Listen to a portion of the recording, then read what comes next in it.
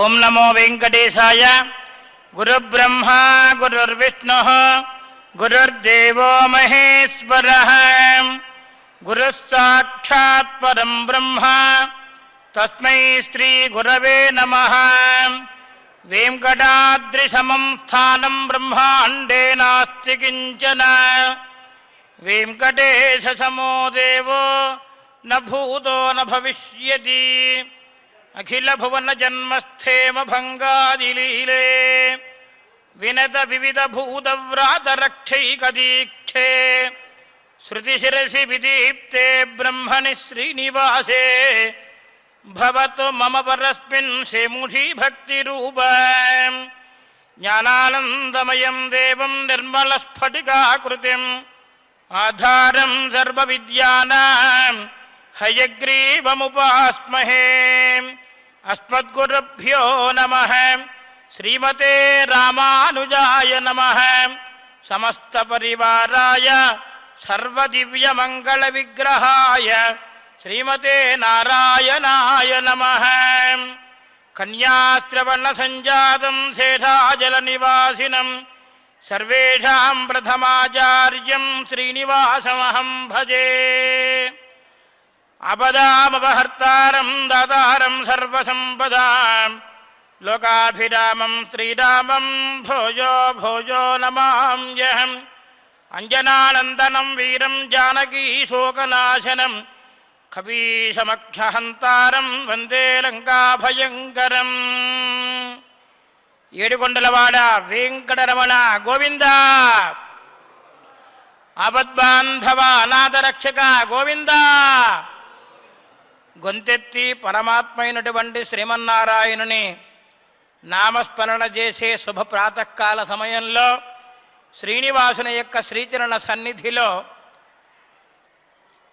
భక్తులందరూ కూడా కల్పతరువై కామధేనువుగా చింతామణి కావలసినటువంటి శ్రీమన్నారాయణుడు వైకుంఠం నుండి మహాలక్ష్మి అమ్మవారి యొక్క ప్రేరణ చేత భక్తులందరినీ కూడా కటాక్షించడం కోసం ఈ సప్తశైలాధీశుడై అర్చామూర్తిగా స్వయం వ్యక్త క్షేత్రంగా సాలగ్రాప రూపంగా ఉన్నటువంటి పరమాత్మకి శిరస్సు వంచి అంజలి ఝండిస్తూ ఈనాడు స్వస్తి శ్రీ చాంద్రమాన శ్రీ శోభకృతనామ సంవత్సరం దక్షిణాయనం హేమంత ఋతువు పుష్యమాసం శుక్లపక్షం తృతీయాతిథి స్వామివారి చక్కగా భానువాసరం శతభిషా నక్షత్రం సప్తాస్పర్ధమారూఢం ప్రచండం కశ్యపాత్మజం శ్వేతపద్మధరం దేవం తం సూర్యం ప్రణమామ్యహం.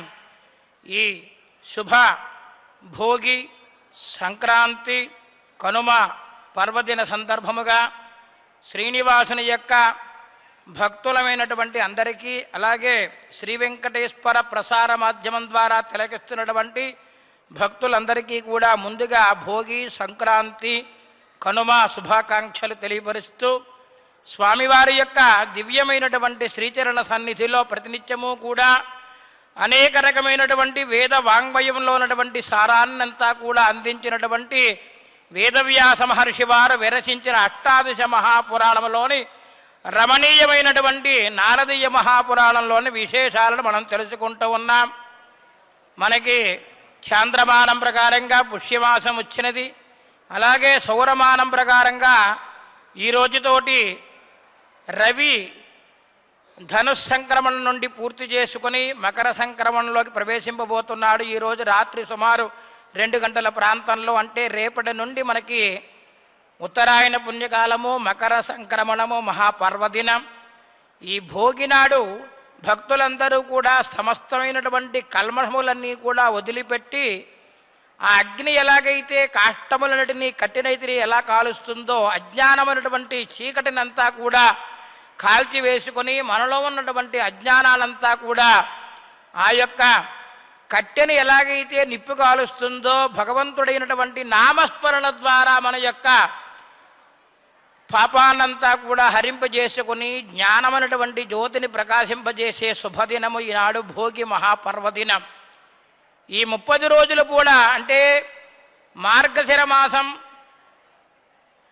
దానిని మనందరం మార్గళి అంటారు. సౌరమానం ప్రకారంగా ధనుస్ సంక్రమణంలో ప్రవేశించి రవి ఈ రోజు వరకు 30 రోజుల పాటు ఆ గోదాదేవి అనన్యమైనటువంటి భక్తితోటి పరమాత్మని సేవించి అనేక రకమైనటువంటి గోపికలందరినీ కూడా మేలుకొలిపి భక్తి అనేటువంటి పారవశ్యం చేత పరమాత్మని గోవింద గోవింద సిత్యం సిరిగాలే వందున్నైచ్చేవిత్తు అంటూ ఆ అమ్మవారు గోవింద గోవింద గోవింద అంటూ తిరుప్పావైనటువంటి 30 పాసురమ రూపంలో భక్తితత్వాన్ని అందించినటువంటి మహాపర్వదినం ఈనాడు భోగి.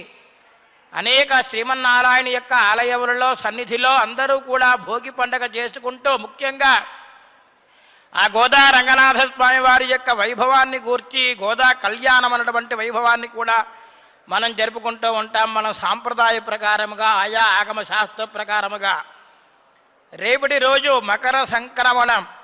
సూర్యుడు మకరంలోకి ప్రవేశిస్తే మకర సంక్రమణము పితృదేవతలందరికీ కూడా ఇష్టమైనటువంటిది. పైగా ఉత్తరాయణ పుణ్యకాలం కాబట్టి రేపటి రోజు ఆ పితృదేవతా సంబంధమైనటువంటి తర్పణాదములన్నీ కూడా జరిపించుకోవడం రేపటి రోజు విశేషము. ఇక పంటలన్నీ కూడా చేతికి వచ్చి చక్కగా అందరూ కూడా ఆనందంగా పల్లెల్లో కూడా అందరూ కూడా ప్రొద్దున్నే లేచి చక్కగా ముగ్గులు పెట్టుకుని ఆ గోమయంతో కూడినటువంటి వాడన్నిటినీ కూడా చక్కగా గొబ్బెమ్మలను పెట్టుకుని పూజ చేసుకుంటూ వారి వారి సాంప్రదాయ ప్రకారముగా ఆచరిస్తున్నటువంటి ఈ భోగి మకర సంక్రమణము కనుమ అంటే కనుమనాడు మనకి వ్యవసాయమునకు అనుకూలమైనటువంటి చక్కనటువంటి ఆ పశువులన్నిటినీ కూడా చక్కగా అలంకరింపజేసి వాటికి కూడా వైభవంగా పూజలన్నీ కూడా చేస్తూ సంవత్సర కాలము కూడా మనకి గ్రాసాన్ని అందిస్తున్నటువంటి యొక్క భూదేవికి నమస్కారం చేసుకుంటూ వేడుకగా చేసుకునే పండుగ ఈ సంక్రాంతి మహాపండుగ. అటువంటి భోగి సంక్రమణము మకర సంక్రాంతి కనుమ అనేటువంటి ఈ యొక్క 3 పండుగలు కూడా విశేషమైనటువంటి పండుగలుగా మనం అందరం కూడా ఆచరిస్తూ ఉంటాం. పరమాత్మని సేవించడం కోసం అనేక రకమైనటువంటి మార్గాలలో ఇదొక భక్తి మార్గము. మనకి కూడా ప్రతిరోజు కూడా నారదీయ మహాపురాణంలోని అనేక రకమైనటువంటి విషయాలని తెలుసుకోవడం కోసం పరమాత్మ ఇచ్చినటువంటి అవకాశం ఇది. ఉత్కృష్టమైనటువంటి మానవ జన్మని సార్థకత చేసుకోవాలి అంటే పరమాత్మ సన్నిధికి చేరుకోవాలి. సులభంగా చేరుకునే మార్గం ఏమిటయ్యా అంటే భక్తితోటి భగవంతుని నామస్మరణ చేయడం తప్ప వేరే లేదు. నామస్మరణాదన్యోపాయం.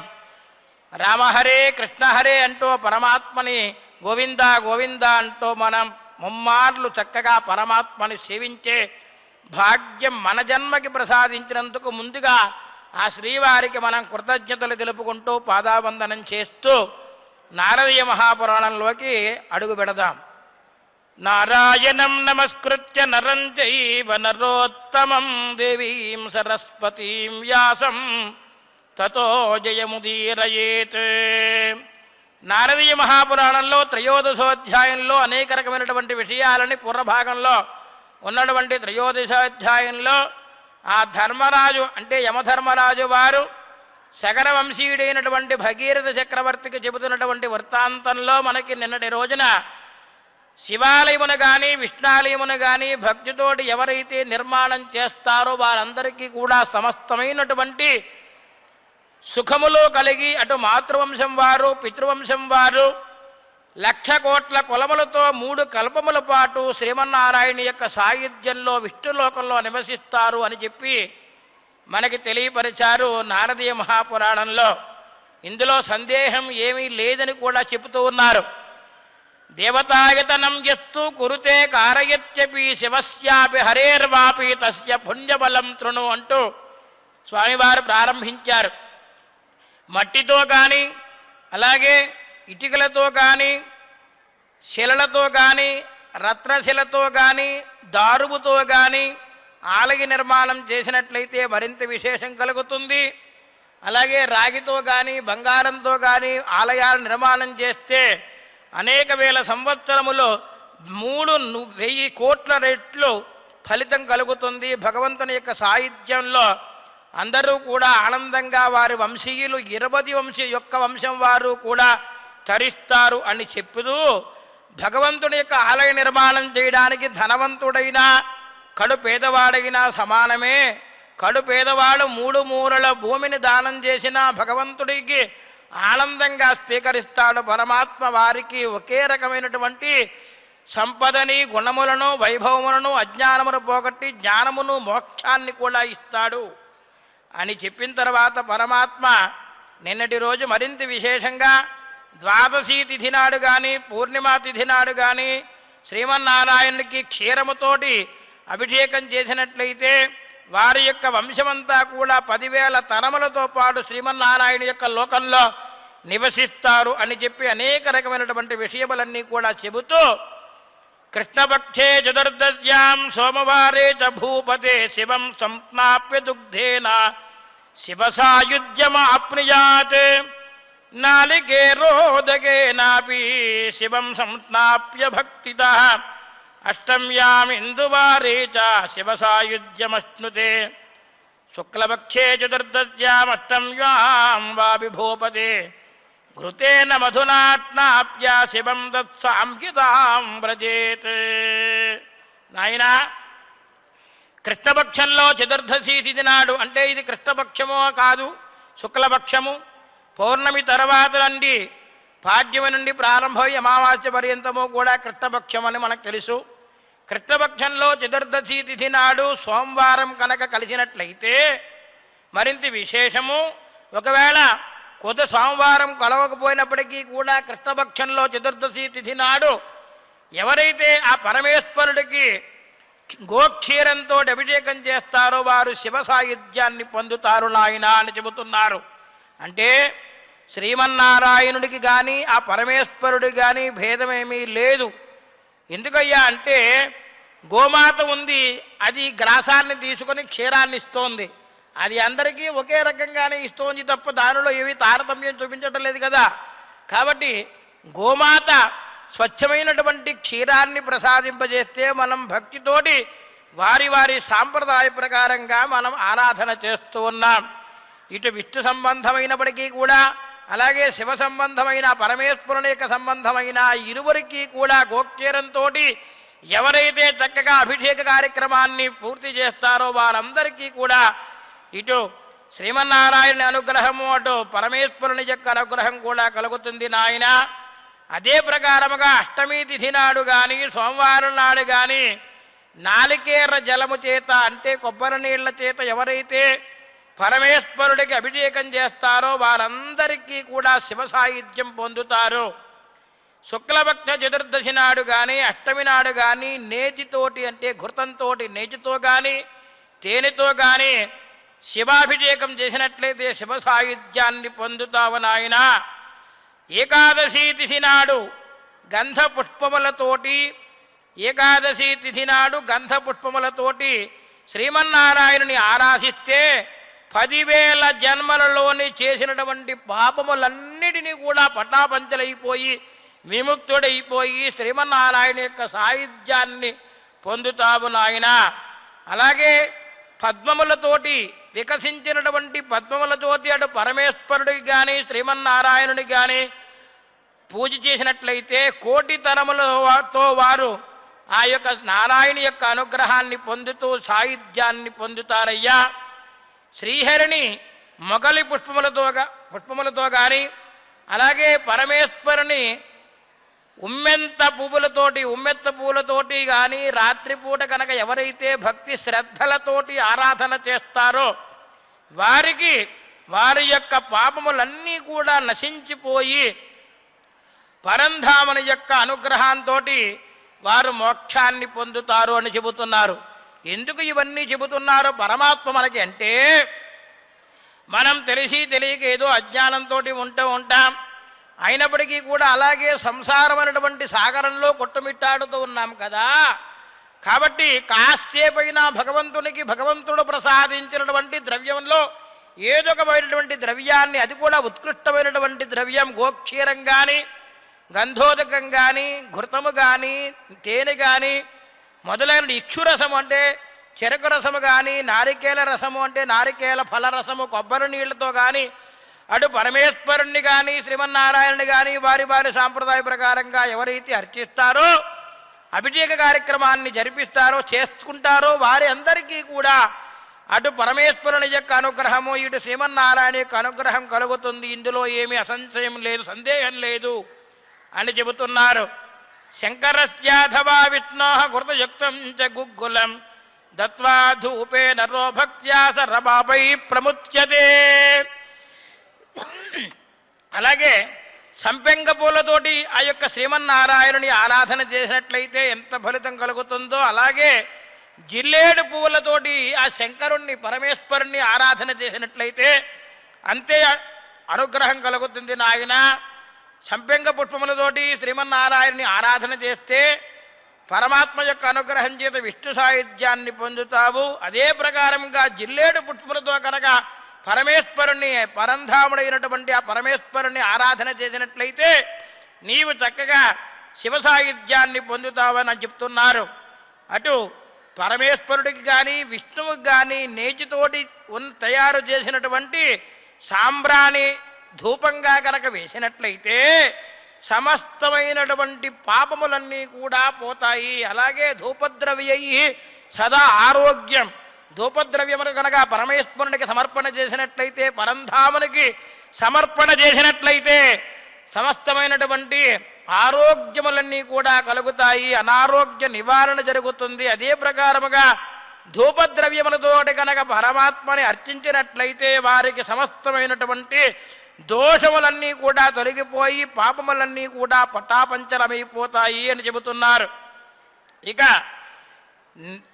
తిలతైలము అంటే నువ్వుల నూనెతో కానీ భగవంతుడైనటువంటి ఆ పరంధాముడికి యోగ్యమైనటువంటి తైలము చేత నూనె చేత ఎవరైతే చక్కగా అభిషేక కార్యక్రమాన్ని చేస్తారో అలాగే దీపాన్ని వెలిగిస్తారో వారందరికీ కూడా సమస్తమైనటువంటి పాపములన్నీ కూడా తొలగిపోయి ఐశ్వర్యవంతుడయ్యి అటు పరంధాముని యొక్క సాయుధ్యాన్ని పొందుతాడు. కాబట్టి అత్యంత ప్రీతిపాత్రంతో ఏది చేసినప్పటికీ కూడా భక్తితోటి చేయాలి. భక్తితోటి అటు పరమేశ్వరుడికి కానీ ఇటు పరంధాముడికి కానీ భేదములు చూపించకుండా వారి వారి సాంప్రదాయము గురువులు పెద్దలు అందరూ కూడా నిర్దేశించిన ప్రకారముగా ఆ పరంధామునికి కనుక ఈ ద్రవ్యములతో కనుక విశేషమైనటువంటి అభిషేక కార్యక్రమాన్ని కనుక జరిపించినట్లయితే ఆ పరమేశ్వరుని యొక్క అనుగ్రహం అందరికీ కూడా కలుగుతుంది అని చెబుతూ అత్యంతమైనటువంటి ఇష్టములను మనకి బాగా ప్రీతికరమైనటువంటి వస్తువులను కానీ లేక వేద విధుడైనటువంటి సద్బ్రాహ్మణుడికి ఇష్టమైనటువంటి వస్తువులు కానీ దానం చేసినట్లయితే పునరావృత రహితమైనటువంటి వైకుంఠ ప్రాప్తి కలుగుతుంది అని చెబుతున్నారు. ఒక మంచి వేద విధుడైనటువంటి బ్రాహ్మణోత్తముడికి దానం చేస్తే ఏం ఫలితం కలుగుతుందో మనందరికీ కూడా తెలుసు. అలాగే ఆ వేద విధుడికి యోగ్యమైనటువంటి వస్తువుని కానీ పరమేశ్వరునికి అర్పించినటువంటి వస్తువుని కానీ భక్తితోటి ఎవరైతే వేద విధుడికి సద్బ్రాహ్మణుడికి దానం చేస్తారో వారందరికీ కూడా పునరావృతరహితమైనటువంటి శాశ్వతమైనటువంటి ప్రాప్తి కలుగుతుంది అని చెబుతున్నారు. ఎందుకయ్యా ఇవన్నీ చెబుతున్నారంటే సమస్తమైనటువంటి పాపములన్నీ కూడా మనం ప్రక్షాళన చేసుకోవాలి. పూర్వజన్మ పురాకృత పాపకర్మ విశేషములను బట్టి మానవ యొక్క జీవితం అంతా కూడా సాగుతూ ఉంటుంది కదా. తశ్శాంతి ఔషధై దానం. మన ఎలాగైతే శరీరంలో మనకి కాస్త ఉష్ణం పెరిగింది అలాగే శీతలం పెరిగింది అంటే దానికి సంబంధించినటువంటి వైద్యుణ్ణి సంప్రదించి తద్వారా మనకు కావలసినటువంటి చికిత్సని పొందుతూ ఉన్నాం. అలాగే మనం చేసినటువంటి పాపకర్మలన్నీ కూడా వాటన్నిటినీ కూడా తీర్చుకోవాలి ఈ జన్మలోనూ. అంటే భగవన్నామ సంకీర్తనంతో పాటు దానములు చేయాలి, యజ్ఞములు చేయాలి, యాగములు చేయాలి, అనేక రకమైనటువంటి ద్రవ్యముల చేత అభిషేక కార్యక్రమాలన్నీ కూడా పూర్తి చేసుకోవాలి నాయన.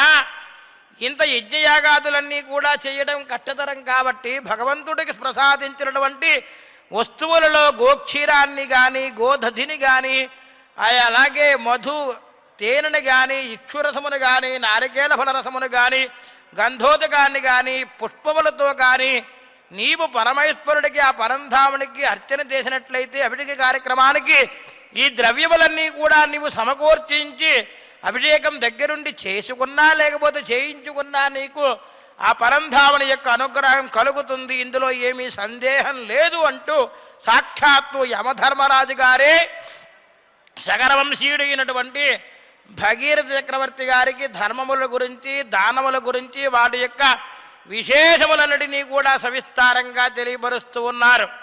నాయన, అన్నదః అన్నతోయ సమం దానం న భూతం న భవిష్యతి. అన్నదః ప్రాణద ప్రోక్తః ప్రాణదశ్చాపి సర్వదః సర్వదాన ఫలం యస్మాత్ అన్నదస్య నృపోత్తమ. అన్నదో బ్రహ్మవ సదనం యాతి వంశాయుతాన్వితః నతస్య పునరావృత్తి ఇది శాస్త్రేషు నిశ్చయం నిశ్చితం. చూడండి, అలాగే ఈ ద్రవ్యములన్నీ కూడా సమర్పణ చేస్తే ఏం ఫలితం కలుగుతుందో చెబుతూ, నాయన అన్నదానములకు మించినటువంటి దానం వేరే లేదు, అన్నదానం చెయ్యండి. అలాగే జలదానమును చెయ్యండి, అంటే తీర్థం, దాహార్తికి తీర్థం ఇవ్వడం మన కనీసమైనటువంటి ధర్మం, కర్తవ్యం. అలాగే అన్నదానం చేసినట్లయితే మహా విశేషం కలుగుతుంది. అన్నదానమునకు మించినటువంటి దానం లేదు. ఎందుకంటే ఈ యొక్క అన్నమయ, ప్రాణమయ, మనోమయమైనటువంటి ఆనందమైనటువంటి విజ్ఞానమైనటువంటి పంచకోశములన్నిటికీ కూడా అన్నమే ఆధారం. కాబట్టి వేదం కూడా ఏం చెబుతోంది? అన్నం ననింద్యాత్, అన్నం బహుకుర్వీత.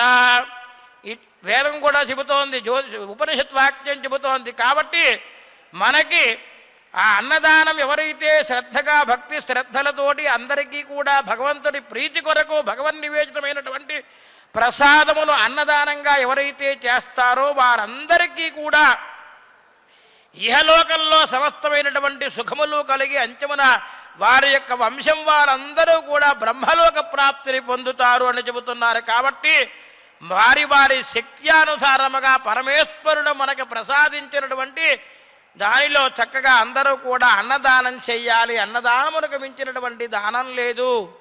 పరమేశ్వరుడికి నివేదన చేసినటువంటి, పరంధామునికి నివేదన చేసినటువంటి ప్రసాదాన్ని మనం ఎప్పుడైతే మనం తీసుకుంటామో, మనం తృప్తిగా దాన్ని ఎప్పుడైతే భుజిస్తామో చాలు అని చెబుతారు, ఒక అన్నదానానికి మాత్రమే. కాబట్టి పరమేశ్వరుని యొక్క ప్రసాదాన్ని మనం చక్కగా అన్నదానం చేసినట్లయితే మరింత విశేషం కలుగుతుంది. నాయన, అటు 21 తరముల వారు కూడా జన్మని యొక్క సార్థకత చేసుకొని సమస్తమైనటువంటి సుఖములన్నీ కూడా అనుభవించి అంత్యాన్ని, మోక్షాన్ని పొందుతారు. అన్నదానమునకు మించినటువంటి దానం వేరే లేదు అని కూడా మనకి ధర్మరాజు గారు చక్కగా, యమధర్మరాజు గారు శకర చక్రవర్తి వంశీయుడైనటువంటి భగీరథ చక్రవర్తి గారికి తెలుపుతున్నటువంటి విశేషములు చాలా ఉన్నాయి.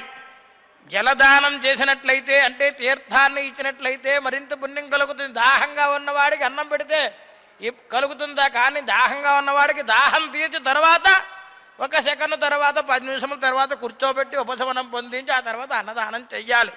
కాబట్టి మనం కూడా మన ఇంటికి వచ్చినటువంటి అతిథిని ఏం చేస్తాం? అతిథికిల పూజార్హ. అతిథి మన ఇంటికి వచ్చినట్టునే మనం ఏం చేస్తున్నాము? రండి, చక్కగా కాలు కొడుక్కోవడం, తీర్థం ఇచ్చి సద్బ్రాహ్మణుడికి, పండితుడికి, గురువు గారికి, పెద్దలందరికీ కూడా కాళ్ళు కడిగి తీర్థాన్ని ప్రోక్షణ చేసుకుని చక్కగా ఉన్నతమైనటువంటి ఆసనం పై కూర్చోబెట్టి కాస్త దాహాన్ని తీర్చుకోవడం కోసం శీతల పానీయాన్ని, మంచి జలమును వారికి ఇచ్చి ఆ తర్వాత ఉపచారులన్నీ కూడా చేస్తూ ఉంటాం కదా. కాబట్టి జలదానం మహా విశేషమైనటువంటిది, అన్నదానం కూడా మరింత విశేషమైనటువంటిది అని నారదీయ మహాపురాణంలోని అనేక రకమైనటువంటి విషయాలు, ఎన్నో విషయములను మరిన్ని విశేషాలన్నిటినీ కూడా పరమాత్మ మనకు అనుగ్రహిస్తూ ఉన్నాడు. శ్రీమన్నారాయణ యొక్క శ్రీచరణ సన్నిధిలో అనేక రకమైనటువంటి వేదవ్యాస మహర్షి వారు విరచించినటువంటి మద్వయం భద్వయంతయ భద్రయం వజతిట్టయం అనాపలంక కూష్కాని పురాణాన్ని పృథక్ అన్నట్లుగా మత్స్య మార్కండేయ పురాణములతో పాటుగా స్కాంత పురాణం వరకు ఉన్నటువంటి 18 పురాణములలో కూడా భక్తి అనేటువంటి మార్గాన్ని మనకు తెలియపరిచారు. భక్తితోటి పరమాత్మని సేవించండి అని చెప్పి మన నారదీయ పురాణంలో అనేక రకమైనటువంటి విషయాలు చాలా ఉన్నాయి. రేపటి రోజు మరింత విశేషం మకర సంక్రమణం, కనుమ మహాపర్వదినము.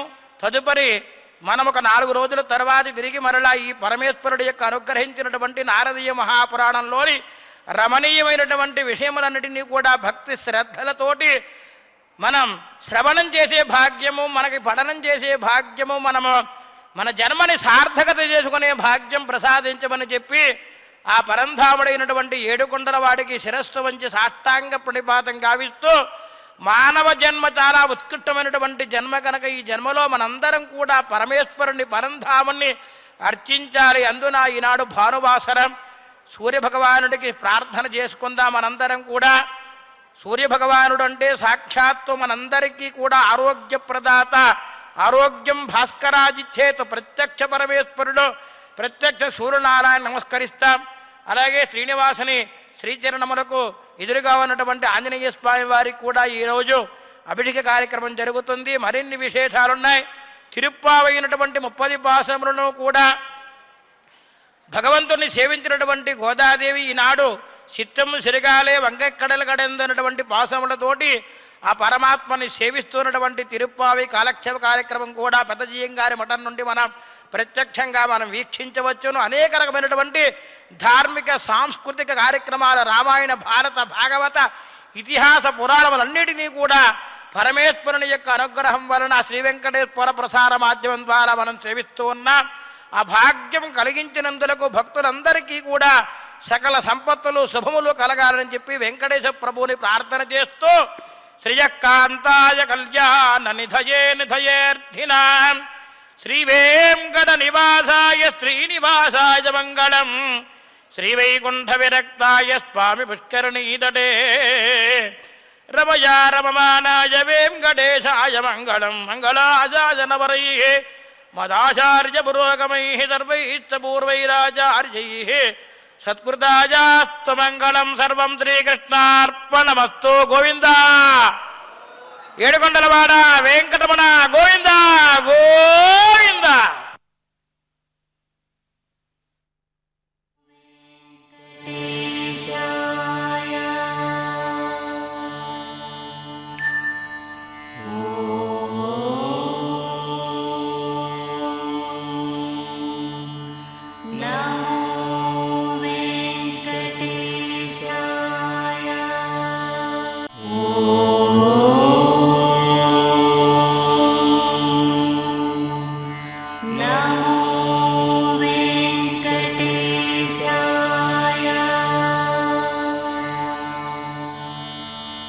Oh